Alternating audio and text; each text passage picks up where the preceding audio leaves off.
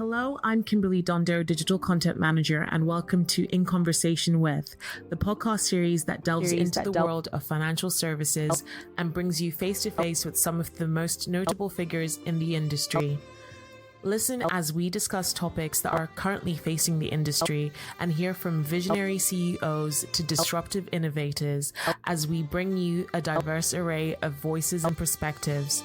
We'll explore the challenges they faced, the lessons they've learned, and the insights they have to share about the ever-evolving landscape of financial services.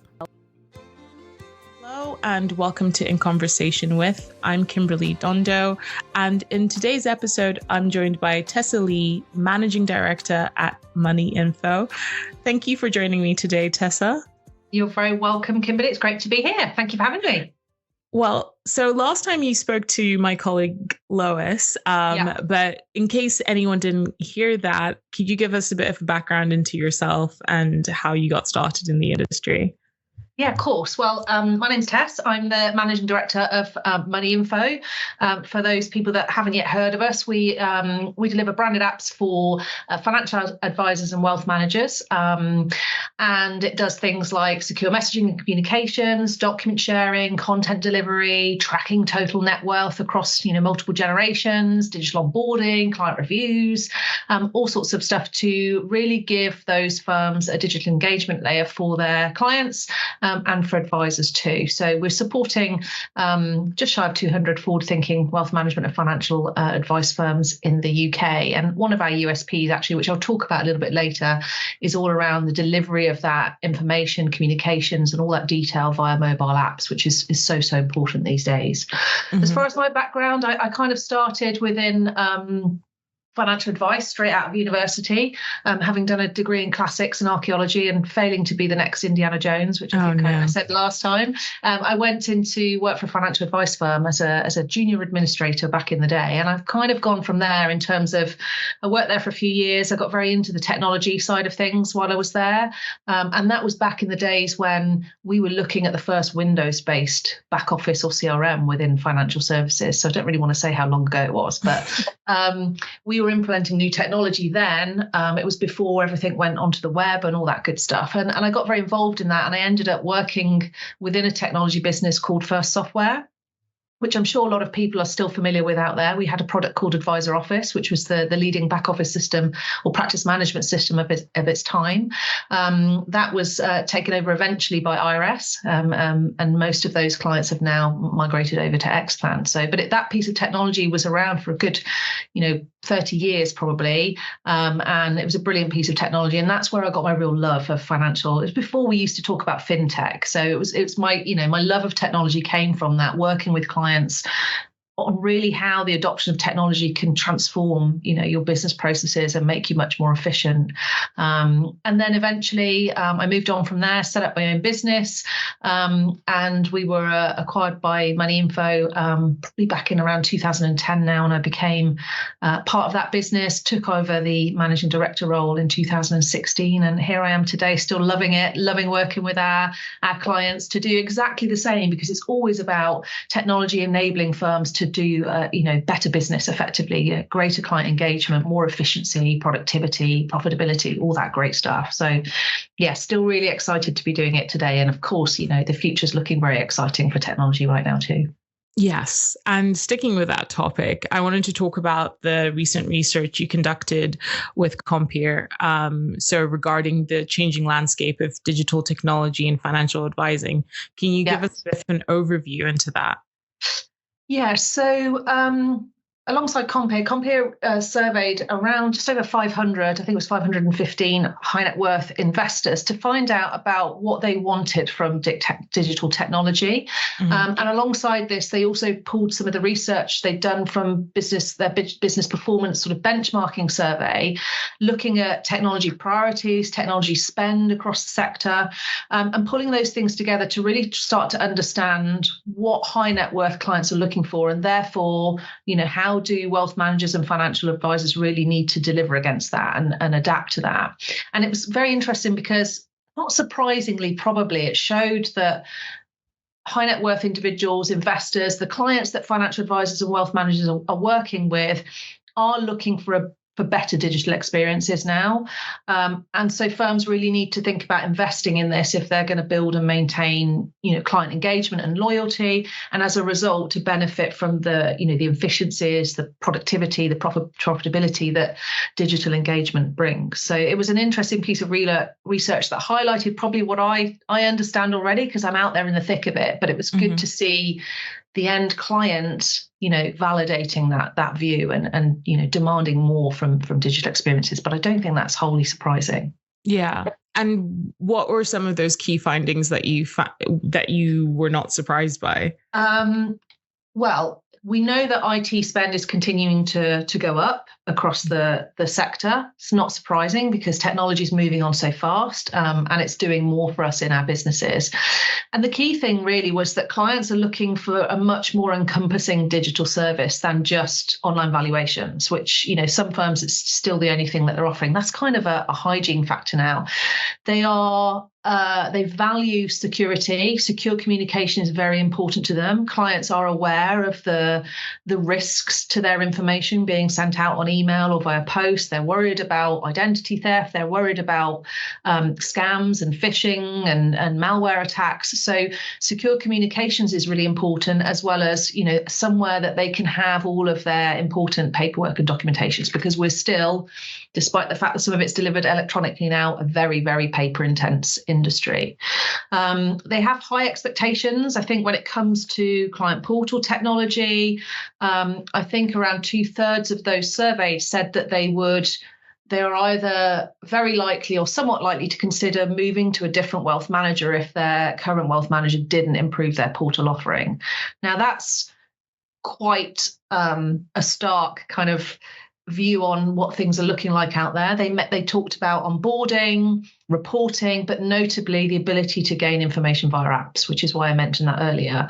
And it's not surprising. I mean, we see at moneyinfo 4 times more engagement via apps for iOS and Android than we do via desktop logins, because we've all got them. Biometrics makes it easy to get in.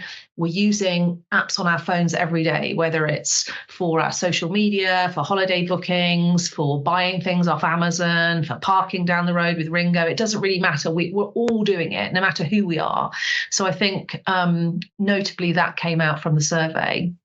Yeah. And I think the other thing that came out was that current engagement with portal technologies is good. Clients are on average checking their valuations on a weekly basis, and when you bring in then secure communications, that's just gonna rise. So it was an interesting piece of research to validate really that, all of us want better digital experiences from the services that we're working with, and high net worth investors are no different. Yeah. And I wonder if you could elaborate on any specific examples or types of digital tools or features that both clients and advisors are increasingly seeking on their mobile devices. I think from a mobile perspective, the absolute key one here is communications, right? Mm-hmm. It's communications methodologies that they want, because advisors, wealth managers, they're not 9-to-5 people. They really care about their clients. They have strong relationships with their clients. They want to make sure that level of engagement is there, that communication is there. So it's not just about the client having the ability to talk to a wealth manager or advisor as easy as they can on WhatsApp. It's also about the advisor and wealth manager having that option as well. And it's the simple things really that they benefit from, because what technology should be doing here is taking away admin, heavy lifting, repetitive processes to leave people time to have conversations, right? And that's what, as a client of a wealth manager or a financial advisor, I really value. So if you can start to cut out some of that, even simple things like, I'm a wealth manager or a financial advisor, I'm off to see my client. I want to see what the latest position is with them. What's been going on with that particular client? What communications have we sent out? What documentation is there about them? What's their latest valuation? This is all stuff that traditionally they'd be picking up the phone or emailing the office for before that meeting. If they've got that in the palm of their hand, brilliant. They don't need to, that's one small piece that's taken out of the equation for that advisor or wealth manager. And the same goes for clients. Clients don't want to be playing telephone tennis to book a meeting. Why can't they just do that through an app? They want to have access to the information when they need it. And typically they're sent out a lot of documentation, they're sent out a lot of reports, and they, it stacks up somewhere, it sits in a drawer, and then at some point they want to access it and they can't find it, so having it on their mobile is so important and it adds to the peace of mind that clients get from working with financial advisors and wealth managers. Yeah, the only way I can relate to this is growing up, my mom was always very adamant in like keeping a file of all of my employment records or pensions when like that was introduced, everything I had in a file, and it's been useful, but I know that not everyone else has had that. So, like when you're able to move your pension pot into one place, that was fairly a simple exercise for me because I could just go find my old letters and do it all. But if it would be so much easier if it had just all been like just searching it up in my emails or something. Right. It's that in case of emergency thing, isn't it? That it's there and it's filed away securely, and I know where it is when I need to access it, whether it's my pension documentation, whether it's my will, whether it's my emergency contacts, whether it's something that I want my family to have access to in the event of something happening. It's that peace of mind that bringing all that together certainly those clients really value. Yeah. And with the increasing importance of digital technology in financial advising, what do you see as the biggest challenges or barriers for advisors in meeting these demands? There's a couple of big ones here. One is adoption and the other is data, right? So if we look at the first one, adoption, I'm not sure. Well, no, it's not that I'm not sure. I know that adoption from clients isn't a challenge, right? We're seeing, if you're seeing twice weekly logins from clients into your online proposition, they don't have a problem with adoption. They're quite happy and comfortable, particularly if it's under the brand of the wealth manager and the advisor that they're working with. They've got that trust. But I think advisor adoption is key to the successful rollout of any tech within an advice or wealth management firm, actually, not just client-facing technology, because they hold the relationships with those clients. They're instrumental in making this a success, and they can be a barrier to the rollout of technology. That's understandable. Typically, a lot of advice firms have had previous poor tech experiences, right, in deploying and implementing technology. They're not getting the return on investment in that technology. They're only using a small part of that technology. And it's perhaps tricky to use. It's a bit clunky. It's a bit cumbersome. So I think that's where that comes from. And what advisors and wealth managers probably enjoy most is this conversation that they're having with their clients. They see tech as a barrier. But I think there's a lack of understanding of the impact that it can really make. So we need to get buy-in from the advisors, from the relationship people in a business that are dealing with those clients, for that impact to really be realized and to get that buy-in, because technology can make a huge impact on productivity.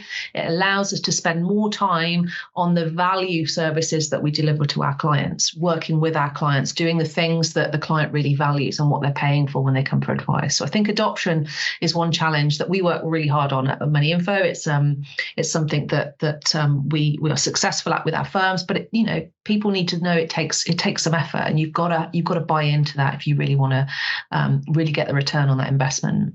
And the second challenge that we've had in the industry since those days when I decided not to be Indiana Jones and start working in an advice firm is data, and how we maintain and keep our data quality, clean and accurate and up to date. And I think until we've seen the advent of client-facing technology, there hasn't really been a momentum to do that. Most advice firms you speak to will not be saying, my practice management data is absolutely 100% accurate. I'm really, really proud of it. I'm really happy with it. Because what traditionally happens is that client data is updated at the point that there's a client engagement. There's an advice process, there's a review, because firms really care about the quality of what they deliver to their clients. So when we're going into an annual review process, we get all that data up to date, we're ready, we get the fact finding done, and we've brought it up to date. Very quickly, it goes out of date again. So we need momentum to keep data up to date. And that momentum comes from digital client engagement, because if you're putting your information in front of your client, you need to make sure that it's accurate and that it's up to date. And that's where technology can brilliantly support that, because we can take and aggregate data directly from platforms, life and pensions providers, CRMs, practice management systems, portfolio management systems, DFMs, all of that can come together and be maintained through the regular data feeds and APIs that are now available in the industry. So data is a challenge, but I think it's a challenge we can address. And of course, until you get your data, the data is your foundation for anything that you do with your technology. If you're looking to the future and you want to implement other tools that are out there. So I think adoption and data would be the two key things that I think we need to get right to make sure that, you can really benefit from any technology, not just digital client engagement.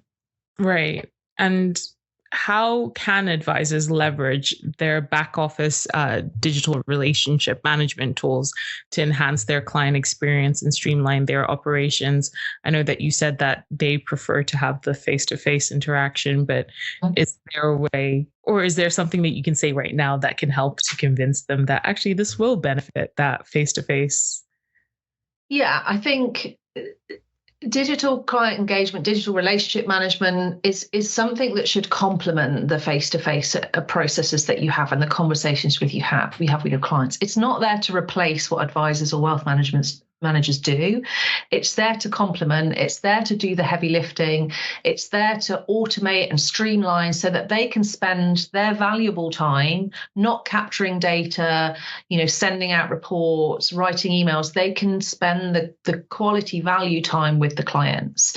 And so for me, that's where it's hugely successful. So if you take, for example, an onboarding process, right, that can be quite labor intensive for an advice firm or wealth management firm. There's lots of boxes they need to tick and processes they need to go through, whether that's KYC, ID verification, AML, getting appointments in the diary, sending out, terms of business, getting clients to sign engagement letters, going through that recommendations and reporting process. So all of that is where technology can automate that process so they can take their client on a journey that involves some technology aspects dovetailed with humans and face-to-face contact and meetings and conversations.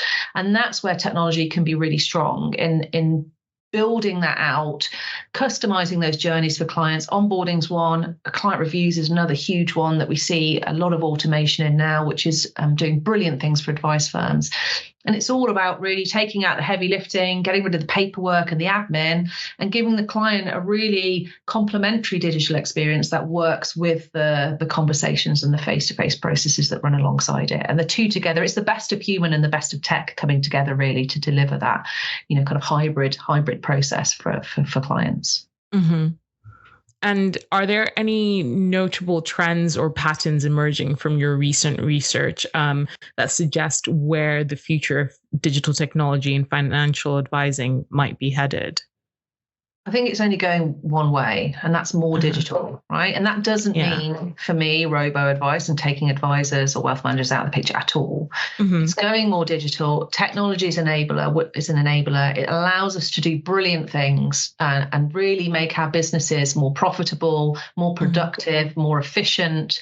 It gives us more time to spend with more clients, so I think that's only going in one direction.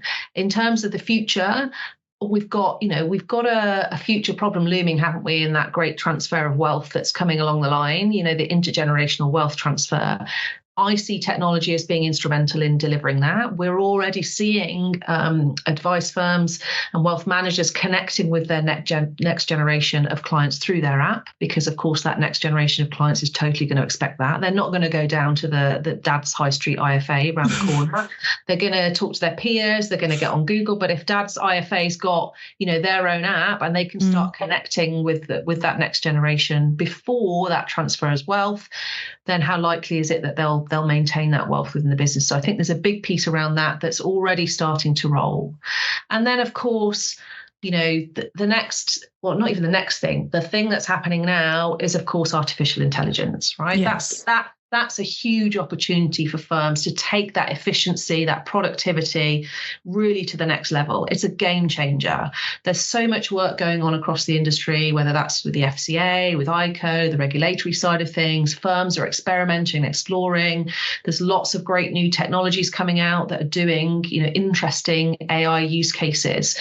And I think 2023 was the year of generative AI. Everybody discovered it. ChatGPT went nuts, but now it's about how do we practically bring those use cases into play? And there's huge potential for generative AI to help us with drafting reports and suitability letters, creating content based on, the inputs provided from digital fact finding, automatically delivered to the right clients through portals, transcription services, meeting note production, summarization, auto creation of tasks, compliance monitoring is another one, and risk monitoring, file checking. AI, computers are really good at repetitive stuff. They're really good at analyzing data. So I think there's a huge opportunity for AI. But again, it has to be complementary to the human aspect, which is why there is always a human involved. AI is not going to take our jobs. It's just going to move us into different things. A bit like when I started out at Financial Advisors years and years ago, we had a typing pool. We had 4 lovely ladies whose job it was to type up memos and reports and documents and letters and faxes from those of us that were dictating stuff to clients. And then we discovered, Word and Windows-based systems, and suddenly they didn't lose their jobs. They came into the administration team. Some of them went out into the advice space. They did more client. It changed their role, but for them, it gave them more interesting work to do because we'd covered the kind of heavy lifting that we needed to do. And AI will be exactly the same. It will allow us to focus on relationships, the stuff you and I are doing, those conversations, whilst helping us to, generate information, generate content, analyze information, help us with compliance. So I think there's a huge opportunity. It's the next wave of kind of innovation and efficiency that will drive through financial services. And it's exciting to see some of the stuff that's going on out there. Yeah, I couldn't agree more, because I think there's a lot of more admin tasks that I have kind of delegated to be like, I'll use AI to help me streamline this process. And that has freed up a lot more time where I can do, podcasts like this and actually have that face-to-face interaction and create more content.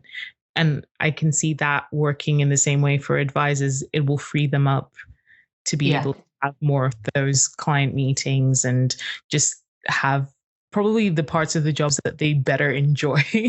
Exactly. It will change the world of work, but I don't believe it will have us all out of jobs. It will change how we work, but it will change how we work for the better, because that's really what technology's been doing for the last, 30 years nearly that I've been in it. It's changed work for the better. It's given us a better way to do business. It's given us a better way to engage with our clients. It hasn't replaced us. It's augmented us, hasn't it, really? So that's what it's all about. And I think that's really exciting. Has to be done in the right way. Obviously, there's controls, there's risks. There's a lot of us doing exploratory work now in how we build out those AI strategies. But I'm excited for the future. And I think, that's what will keep me going for, who knows, I don't know whether it'll be another 30 years. Can't guarantee that. It's about 25, I think, so far, but maybe just over. But that's what, it's just seeing that next evolution, which is really exciting. Yeah. And I wondered if you had any advice that you could give to advisors who are looking to stay ahead of the curve and effectively integrate digital tools into their practice. Loads probably. I love this stuff. I think the key one is to be open to change. Don't see technology as a barrier. See it as an opportunity.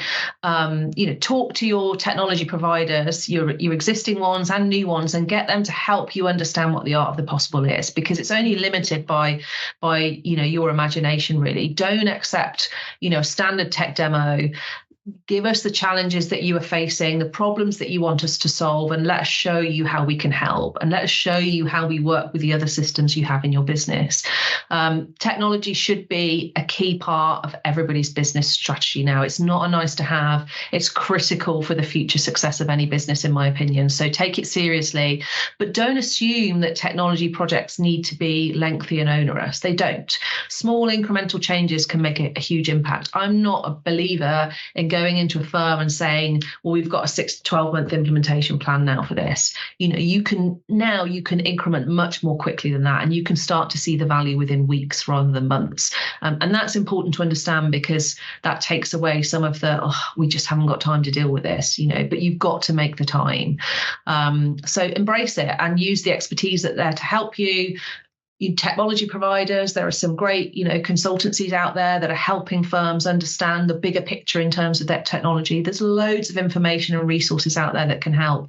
And those of us in technology are always happy to talk to people about what the art of the possible is, and, how we or others might be able to help their business. So biggest advice is get stuck in, be open to it, talk to the right people, and really understand what the art of the possible and the huge opportunity that's out there for tech to make a real sizable transformational difference to every advice business out there.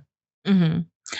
So previously you talked a little bit about like what the future might look like. I mean, you were saying for you, but I wondered in my last question, how do you anticipate the role of digital technology in financial advising and wealth management evolving over the next decade? And what opportunities or challenges might arise as a result? That's a two-pronged question. So I think the role of digital technology in financial advising, it's going to become more and more embedded in those financial advice processes. We're seeing that already in terms of how it can support the delivery of information, the streamlining and automation of those processes. It's also becoming more integrated. We're seeing much more appetite across the technology landscape to integrate now. I think most of us would admit that one technology solution can't do everything. And if it can, it can't do everything well, right? Mm-hmm. There's room for, and there's also, the concept now of a new model ecosystem is evolving where firms, and we're absolutely driving this, firms want to pick and choose the pieces of technology that work for their business. And there will be different technologies that come in at different times, and they need to be flexible and they need that integration capability. So I think we're going to see much more integration, and we're already seeing that. We're doing some great work with some of the platforms for straight through processing. We're integrated with the practice managements and CRM solutions, portfolio management systems. There's a huge amount of stuff that's available. It's not perfect yet, and I don't know whether it will ever be perfect, but we are certainly seeing a real shift in how technologies are A, becoming embedded in advice firms, and B, being much more effectively connected together. Mm-hmm. I've talked about AI, that is going to have a huge role in financial advice over the short and the longer term, and we'll see how that evolves. It's still very early days. Most firms and technology providers, to be fair, are in that explore and test and learn phase at the moment. But I think that will have a huge role in financial advice moving forward.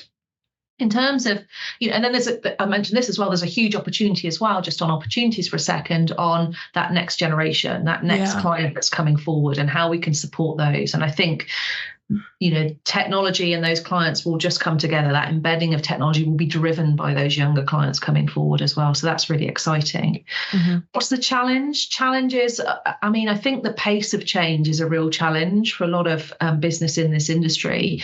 We're not known particularly for being massively innovative in terms of our use of technology, compared to other markets. But I think the pace of change is so fast now. We need to get on with it. Firms need to get the foundations in place to really be able to deal with the pace of change, because it is not stopping. It's just going to keep going. And if they want to keep ahead of the curve, they've got to get involved and really start to understand it. So I think the pace of change, it will be a challenge. And as I mentioned before, I think data is going to be a continuing challenge. One day we'll crack this data problem. We're doing some great things in terms of how we manage data for firms and how we clean that data through all the integrations and feeds we've got in place. But I think we've got to take data much more seriously and realize that having inaccurate data is just not acceptable anymore. It wasn't acceptable when GDPR came in, right? You're supposed to have accurate and up-to-date data on your clients, and they can ask for it at any time. So we need to make sure we solve that data challenge. But again, the work that technology providers like moneyinfo and those that we're working with across the industry are doing to solve that problem will pay dividends. So more embedded, more AI, more opportunities for the next gen. Just keep up with the pace of change. You use the resources and the friends that you've got out there in the industry, to find out what the art of the possible is, and get those foundations in place to really build on, a brilliant future for technology. Yeah. When you were talking about the next gen earlier, and you were saying how people aren't going to like the local high street, which is funny because I actually do have a IFA on my high street in my village.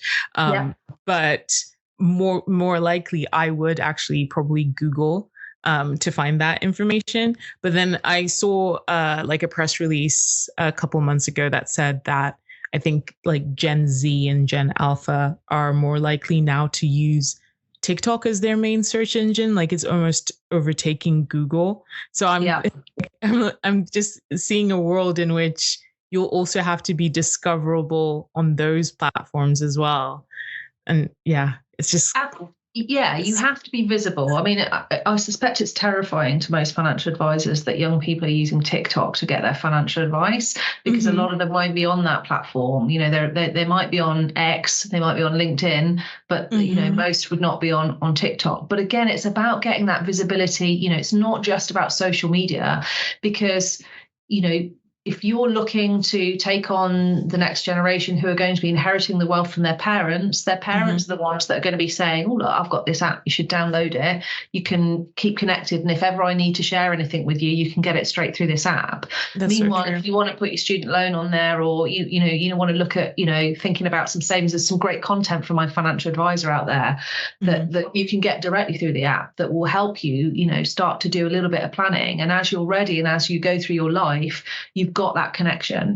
That's what's that's what's already happening. And I think that's why it's important that you can deliver it on the devices that younger people are using. Not all of us are using, actually. My clients are wrong. They won't use technology as rubbish. We're all using it now. My dad's on WhatsApp and Messenger and all sorts of stuff. So that's been my parents are on it more than I am. Exactly. But I think about it, and I think about like my mum has always been adamant since I was like in my early 20s. She'd be like, these are where my important documents are. This is the file. This is where I'm putting it. Remember. And I wouldn't want to think about it, because it meant that, my mom wasn't going to be around. And I'd be like, why are you telling me this? Leave me alone. I'm just happy. But now I would prefer if that information was all just like, she forwarded me an app and just was like, these are the login details if you need it at any point in the future. Exactly. Yeah, and my mum's exactly the same. She gave me a piece of A4 paper probably about 10 years ago now, and it was called the Kick the Bucket list for Titch, which is what my family call me, Titch, and Steve, who's my brother, and it listed everything, where to find it. It's in the desk drawer, it's in the cupboard, it's in the Scottish shortbread tin in the cupboard, it's, blah, blah, blah, with the catnip mice. I've spoken about this before, and at that point I realised you need to give your mum a moneyinfo account, because she can put all that together, which is sort of terrifying, because my dad's brilliant with tech, my mum not so much, but now she's got a smartphone. She loves it. And it does make you think, because actually now I don't have to run over and look in the drawer underneath the catnip mice to find out what's been going on. I can get access to it when we need it. So it's an important message for all of us that are, as our parents are getting older, and we need to be able to have access to that information. That it's just another peace of mind, isn't it? We're starting to see much, much more of this in case of emergency concept, and it's something that people really value. Yeah, definitely. Well, thank you so much for speaking with me today, Tess. You're welcome. It was a really fun conversation. Good. Thank you for listening to In Conversation With. We do hope that you enjoyed it.